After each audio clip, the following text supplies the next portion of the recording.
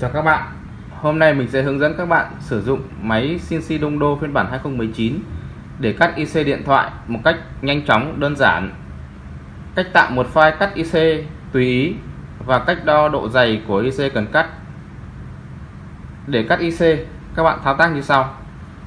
Đầu tiên, các bạn mở phần mềm điều khiển máy CNC Dongdo 2019, chọn cổng kết nối. Chọn kết nối. Khi kết nối giữa máy CNC với máy tính OK thì giá trị ở các ô đặt X0, đặt Y0, đặt Z0 sẽ sáng lên. Muốn cắt IC gì, các bạn phải mở file cắt của IC đó trong thư viện đi kèm. Ở đây tôi cắt con A7, tôi chọn mở file. Tôi chọn file cắt A7 dao 0.8mm. Open. Sau đó các bạn di chuyển đầu dao về góc số 0 của IC. Góc số 0 của IC được xác định như sau. Các bạn nhìn trên clip. Góc bên trái phía dưới gần với người sử dụng, đây là góc số 0. Ngược chiều kim đồng hồ, đây là góc số 1. Đây là góc số 2. Và đây là góc số 3 của IC. Để di chuyển đầu dao sang phải, các bạn ấn phím mũi tên sang phải. Di chuyển sang trái, các bạn ấn mũi tên sang trái. Di chuyển tiến lên, các bạn ấn mũi tên tiến lên. Di chuyển lùi về phía người mình, các bạn ấn phím lùi. Để nâng đầu dao, các bạn ấn phím P up. Hạ đầu dao xuống, các bạn ấn phím P down.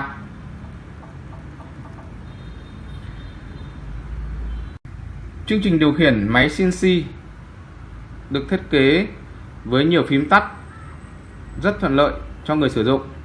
Để di chuyển tốc độ nhanh, các bạn ấn giữ phím Shift kết hợp với phím di chuyển.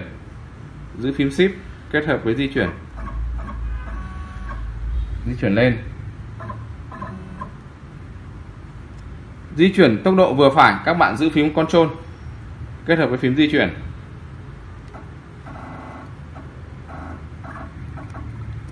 Di chuyển tốc độ chậm mịn nhất, các bạn không ấn tổ hợp phím mà chỉ ấn các phím di chuyển bình thường. Đây là tốc độ chậm nhất.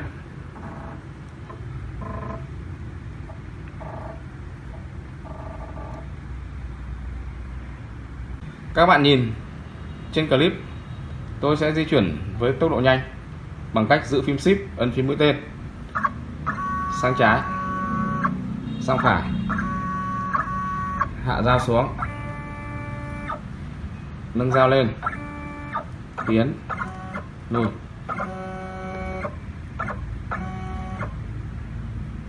Di chuyển với tốc độ vừa phải, giữ phím Control và kết hợp với phím mũi tên di chuyển. Đang giữ phím Control và kết hợp với phím mũi tên di chuyển, máy tốc độ sẽ chậm.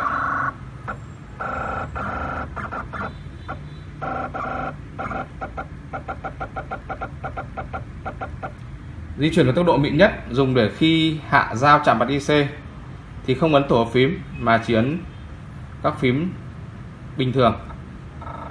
Hạ dao, nâng dao. Ngoài ra, chương trình được thiết kế nút tắt F5 để bật tắt động cơ bằng tay. Ta ấn phím F5, động cơ sẽ bật. Ấn lần nữa sẽ tắt.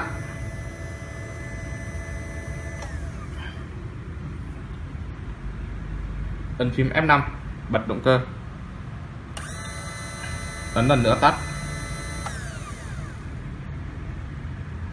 Khi chương trình đang chạy, cần dừng thì các bạn có thể ấn chuột vào nút dừng hoặc ấn phím cách spacebar để tắt chương trình.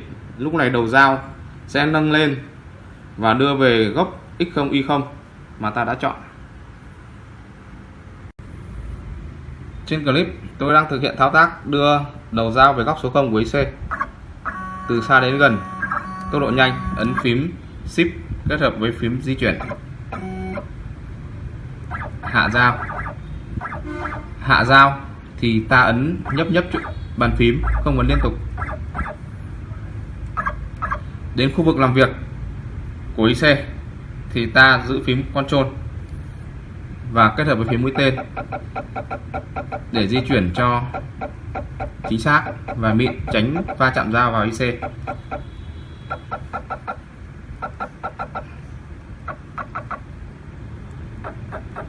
Hạ dao cách mặt IC khoảng 1 mm. Canh cho đầu dao nằm trong góc vuông của IC. Các bạn để ý, canh đầu dao nằm trong góc vuông của IC.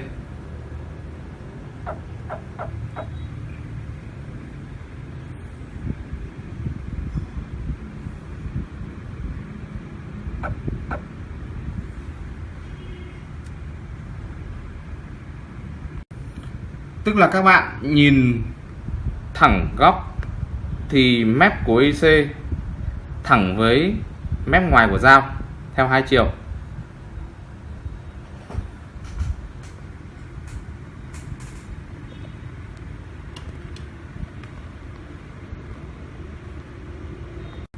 Tiếp theo, ta bấm phím F5 để bật động cơ và hạ đầu dao từ từ cho dao chạm mặt IC.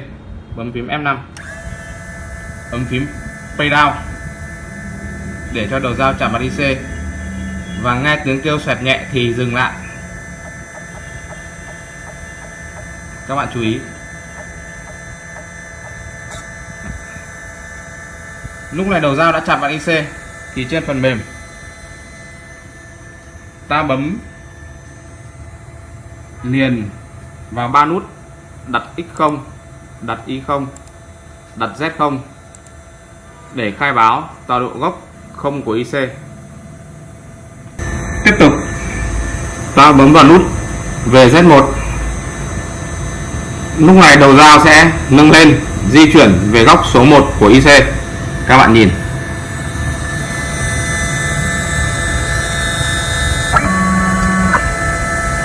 Ta lại thực hiện bấm phím Pay Down hạ dao chạm bề mặt IC. Chú ý ngay tiếng kêu thì dừng lại.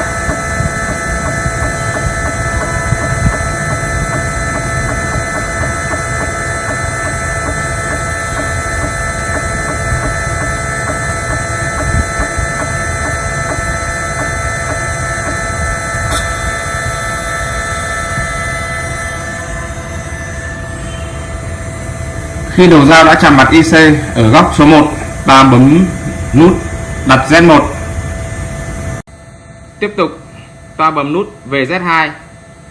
Lúc này đầu dao sẽ nâng lên và di chuyển về góc số 2 của IC. Bấm nút VZ2. Ta tiếp tục hạ dao chạm mặt IC bằng cách chỉ ấn phím Pay Down. Chú ý nghe tiếng kêu thì dừng lại.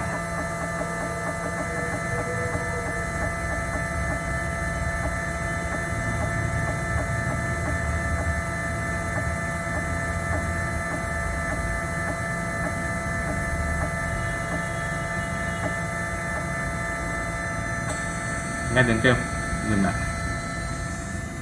Ở phần mềm, lúc này ta bấm vào phím đặt Z2. Khi bấm vào phím đặt Z2 thì các thông số độ nghiêng ở trên phần mềm sẽ tự động tính toán và điền vào góc của 4 góc con IC mẫu trên màn hình. Các bạn nhìn, đây là độ nghiêng và phần mềm đã tính toán.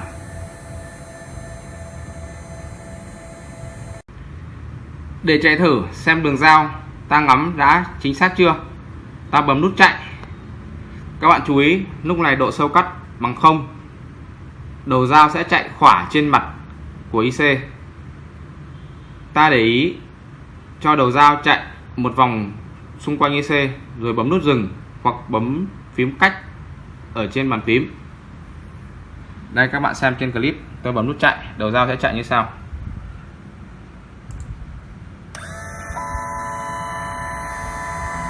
Độ sâu cắt bằng 0.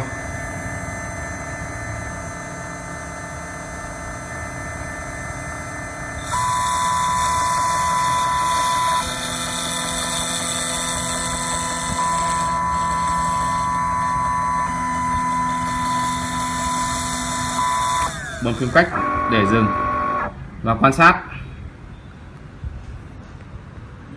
Đây, ta nhìn thấy đường viền xung quanh của IC đã đều, không bị lẹ mà tụ. Để tiếp tục cắt, ta nhập độ sâu vào ô độ sâu cắt. Muốn cắt độ sâu bao nhiêu thì các bạn bấm chuột vào mũi tên tăng ở ô độ sâu cắt. Các bạn giữ chuột thì giá trị sẽ nhảy nhanh, bấm và giữ chuột. Còn nếu bấm từng cái một thì mỗi lần tăng giảm sẽ tăng giảm 0.01 mm. Ở đây do biết trước độ dày của con A7 khoảng 0.9 mm thì tôi cắt phá lần đầu tiên là 0.7 mm. Bấm nút chạy.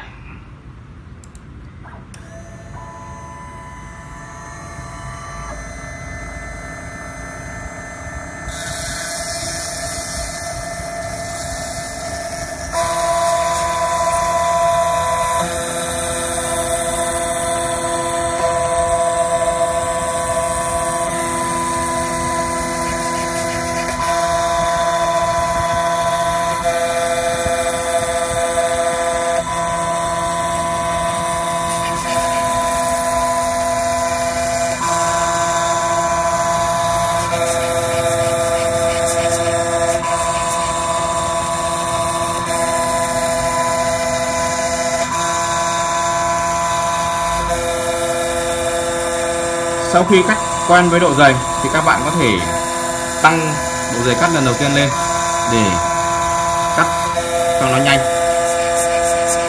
Ở đây tôi hướng dẫn từng bước nên chỉ dừng lại ở độ sâu 0.7 mm lần cắt đầu tiên.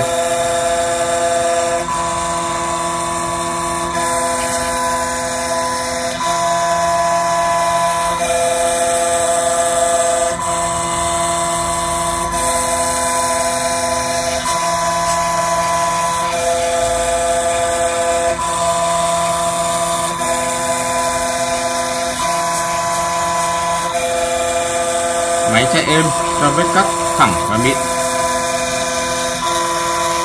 Con gian bị phồng vừa bung ra.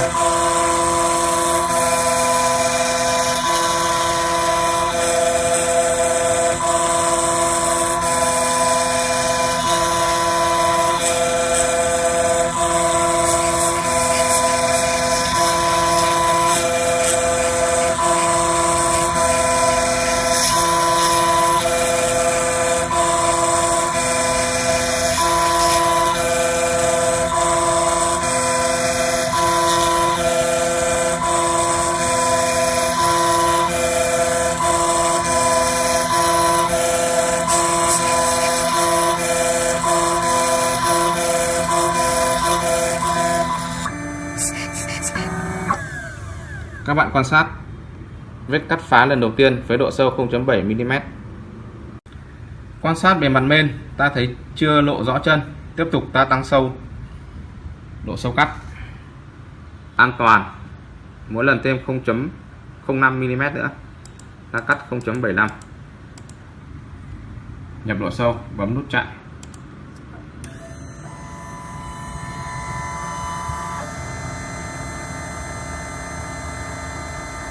Quan sát bề mặt men.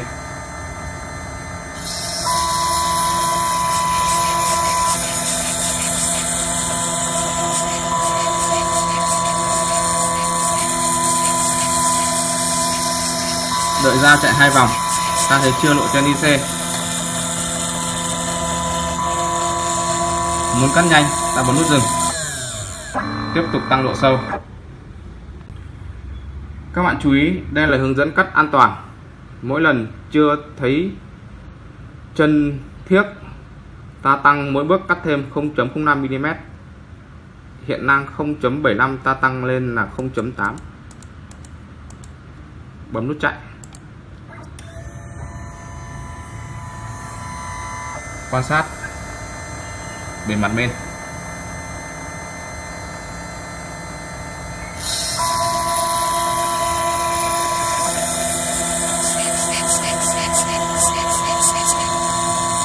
Sau khi làm quen với độ sâu thì các bạn có thể gia giảm chỉ số độ sâu để thao tác cho nó nhanh. Chưa ra trên IC, bấm nút dừng. Tiếp tục tăng độ sâu lên thêm 0.05 mm nữa là 0.85 mm. Bấm nút chạy.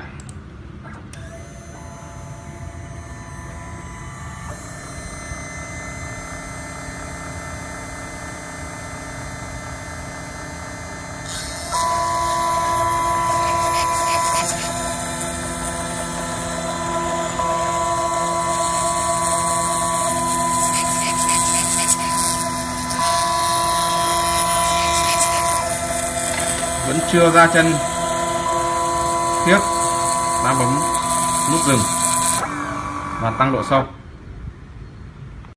Khi chưa nhìn thấy chân thiết thì ta cứ mạnh dạn tăng mỗi bước 0.05 mm.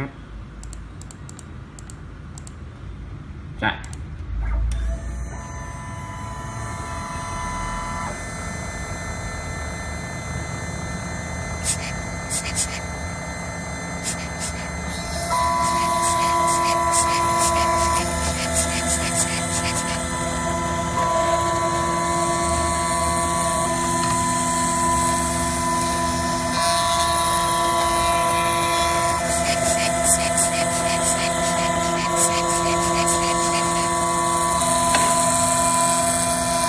Chưa ra chân IC, ta bấm nút dừng.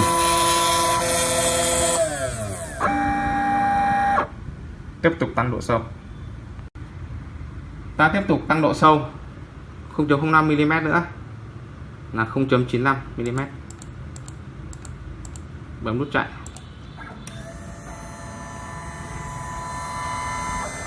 Các bạn chú ý, đây là hướng dẫn cách tăng an toàn cho người mới bắt đầu. Còn khi các bạn đã làm quen với độ dày của IC thì các bạn có thể tăng giảm tùy ý.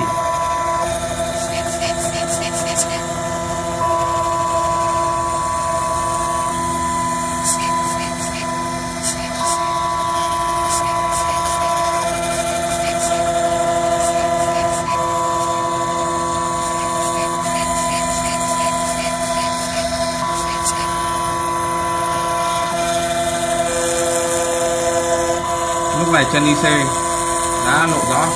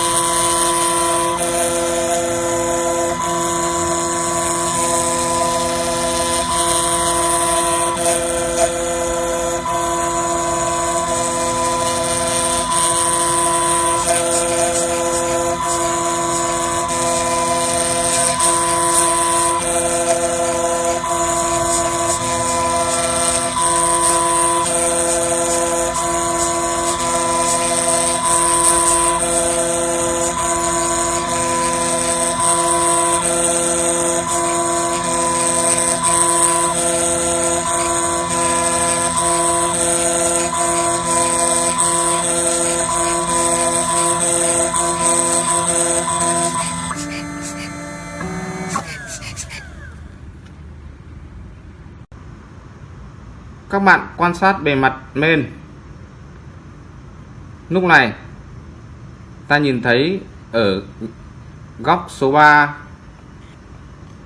vẫn còn một chút đồng vàng vàng. Do đây là main xác cắt thử, độ phẳng không cao. Vậy ta phải xử lý như sau. Các bạn quan sát bề mặt main, thấy dao vẫn chưa ăn sát xuống chân của IC. Ta có thể tăng thêm độ sâu cắt 0.02 mm nữa thành 0.97 mm ở góc số 3 của con A7 tương ứng. Còn một chút đồng vàng vàng. Để hết chỗ đồng này, ta điều chỉnh cho dao ăn sâu xuống 0.03 mm ở góc số 3 bằng cách bấm phím mũi tên giảm. Các bạn lưu ý, khi muốn dao ăn sâu thêm ở góc nào thì ta bấm nút mũi tên giảm tại góc đó. Lúc này dao sẽ ăn xuống góc ta vừa điều chỉnh. Sau đó bấm nút chạy.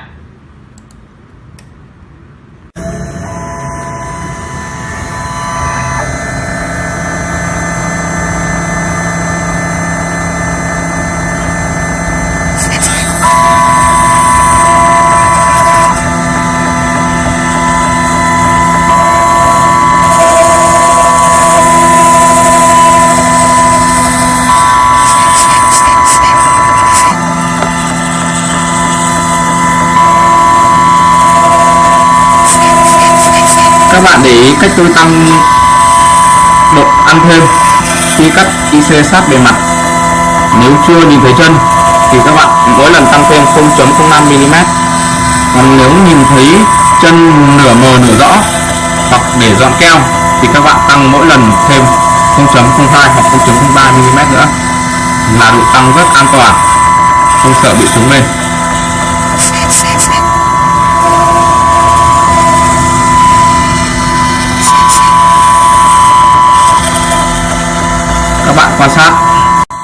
Các bạn quan sát máy sẽ cắt nghiêng xuống góc số 3 của IC và hết phần đồng còn sót lại. Trong quá trình cắt, các bạn tuyệt đối không được tháo main ra để quét vệ sinh hoặc là soi ngắm. Chỉ khi nào công việc kết thúc thì mới được tháo main ra khỏi giá cài.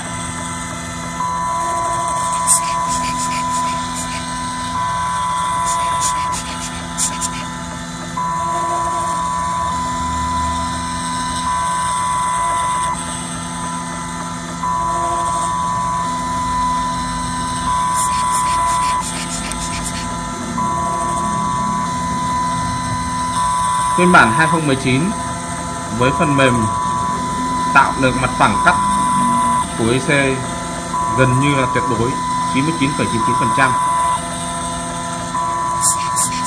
tạo lên mặt phẳng cắt rất đẹp.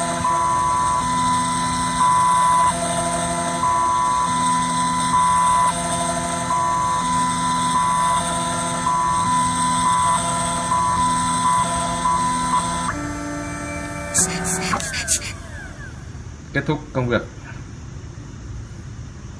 Lúc này ta nâng đầu dao cao lên và nhấc main ra.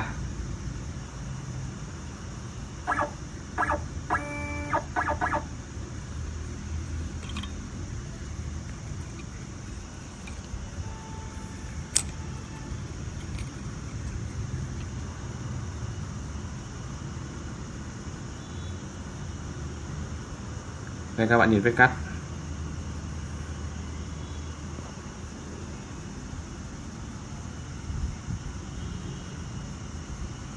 Rất phẳng.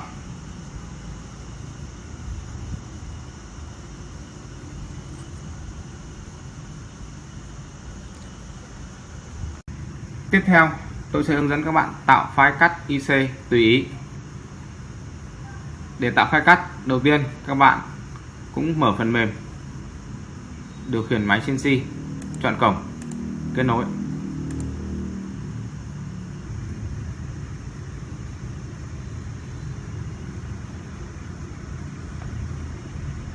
Sau đó các bạn lưu ý, để dùng dao nào cắt IC thì các bạn lắp con dao đó vào máy và ta hạ đầu dao sát xuống bề mặt IC, cách bề mặt khoảng 1 mm. Đưa dao về góc số 0 của IC như thực hiện với hướng dẫn cắt IC ở trên.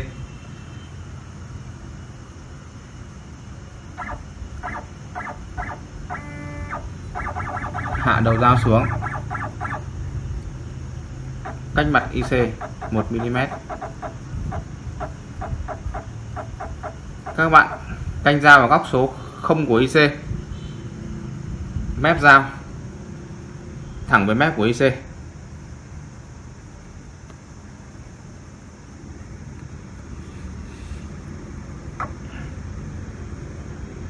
Sau đó ta bấm nút đặt X0, đặt Y0, đặt Z0 để khai báo tọa độ 0 của IC.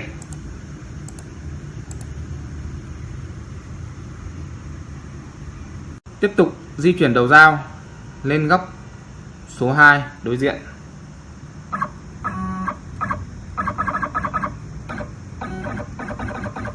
Các bạn lưu ý không để đầu dao chạm mặt IC.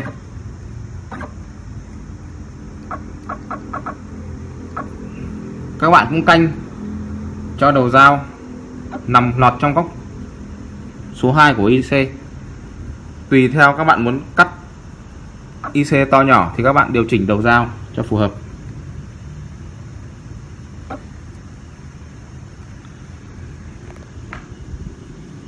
Đầu dao tại góc số 2 của IC. Đấy. Lúc này các bạn nhìn trên phần mềm, giá trị ô đặt X0 là 13.7, giá trị tại ô đặt Y0 là 14.7, tức là chiều ngang và chiều dọc của IC máy đã đo được. Lúc này để tạo file, các bạn chỉ bấm vào nút tạo file cắt. Ứng dụng tạo file cắt IC của phần mềm điều khiển CNC Dongdo có tính năng mạnh mẽ nhất trên thị trường hiện nay. Để tạo file cắt IC bình thường và chế độ tự động, các bạn chọn như hình và khai báo đường kính dao. Hiện nay dao của tôi dùng là 0.8 mm thì tôi nhập vào 0.8, bấm vào tạo file, đặt tên A7, dao 0.8 mm, chọn xếp. Ok. Tiếp tục ta tạo file cắt ram cho con A7. Bấm chuột vào tạo file cắt, chọn chế độ tạo file, file ram, đường kính dao 0.8 mm. Độ rộng chân ram chính là khoảng cách máy sẽ cắt trắng từ mép IC vào. Thông thường ta nhập 1.8 mm.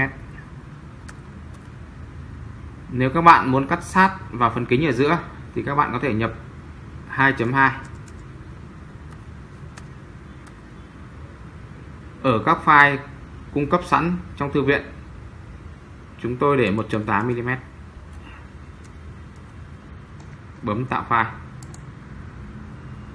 đặt tên file ram A7, xếp. Ok. Tiếp theo tôi sẽ hướng dẫn các bạn cách đo độ dày của IC. Để đo độ dày của IC, các bạn thao tác giống như lúc ta hạ dao chạm mặt IC để lấy tọa độ Z0. Ta đưa dao vào mặt IC, bấm nút F5, cho động cơ chạy, hạ dao từ từ xuống chạm mặt IC. Nghe tiếng kêu rồi dừng lại.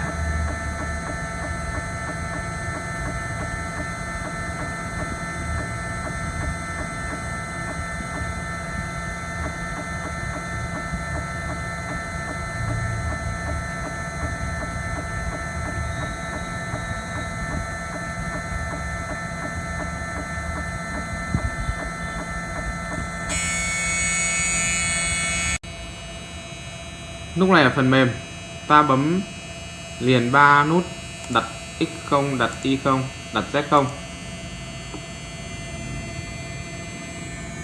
Sau đó ta nâng mũi dao lên,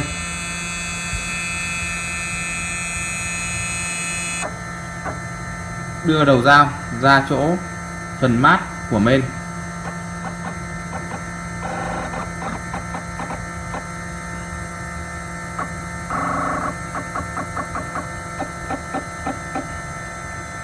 Hạ dao xuống, nghe tiếng kêu.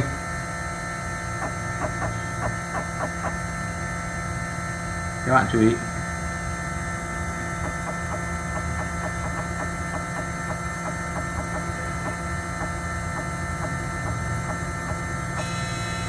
Nghe tiếng kêu, dừng lại. Lúc này trên phần mềm, giá trị ô đặt Z0 hiển thị âm 0.98 mm, tức là độ dày của con A7 này đo được là 0.98 mm, nhưng đây chỉ là độ dày để tham khảo. Qua đó các bạn có thể tùy chọn độ ăn sâu cắt các lần cho thích hợp. Trên đây tôi vừa hướng dẫn các bạn cách sử dụng máy CNC Đông Đô phiên bản 2019 để cắt IC điện thoại, cách tạo một file cắt IC tùy ý, cách đo độ dày của IC. Trong quá trình sử dụng, các bạn nên tham khảo tài liệu đi kèm theo máy, tài liệu hướng dẫn rất chi tiết. Cần hỗ trợ kỹ thuật, các bạn có thể liên hệ theo số điện thoại 091300 8785 gặp kỹ thuật để được hỗ trợ qua Zalo, qua FaceTime hoặc qua TeamView. Cảm ơn các bạn đã theo dõi clip. Chúc các bạn thành công.